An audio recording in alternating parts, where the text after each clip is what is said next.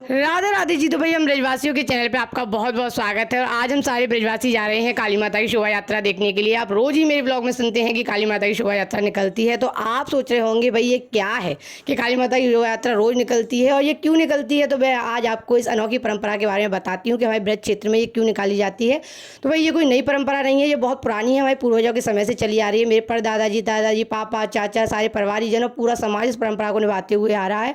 और आज वो दिन है भाई जिस दिन ये परंपरा निभाई जाती है, यानी कि वैसाखी पड़वा को ये शोभा यात्रा निकाली जाती है। रोज तो बालक अपने आनंद के लिए निकाल लेते हैं और इस परंपरा में होता कुछ ऐसा है कि एक बालक चुन लिया जाता है इस स्वरूप को धारण करवाने के लिए और महीनों पहले से तैयारियां शुरू हो जाती है।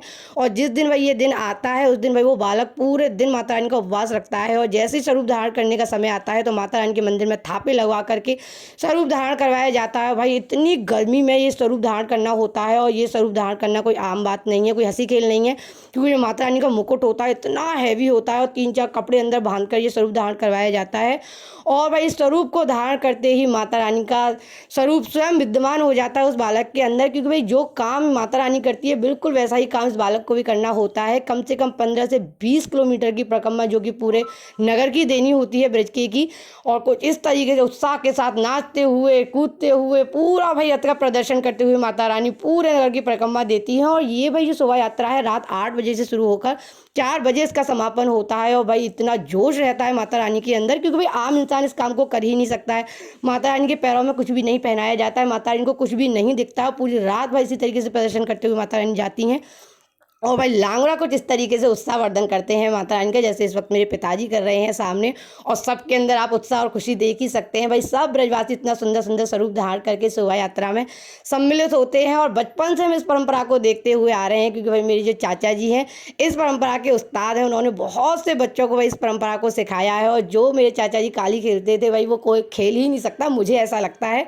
और जगह जगह पर होती है माता रानी की आरती और बड़ी मुश्किल से माता रानी को गोद में लेके बिठाया जाता है। आप स्वरूप माता रानी का देख ही सकते हैं कितने सुंदर लग रही हैं। और जब तक भाई माता रानी की आरती होती है तब तक भाई सबको मौका दिया जाता है अपना प्रदर्शन दिखाने के लिए। हमारे ब्रज के बालक भाई अपनी कला का प्रदर्शन करते हैं।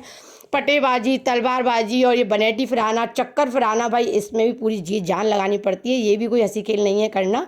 और भाई आप देख ही सकते हैं हमारे ब्रज का बच्चा छोटे से छोटा बालक इस चीज़ में निपुण है। और भाई डर नाम का शब्द तो इनके अंदर है ही नहीं है।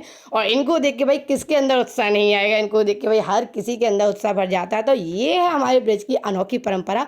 आपको भाई हमारे ब्रज क्षेत्र की अनोखी परंपरा कैसी लगी कमेंट सेक्शन में जरूर जरूर बताइएगा। और ब्लॉग पसंद आया है तो like, share, comment and subscribe. Radhe Radhe.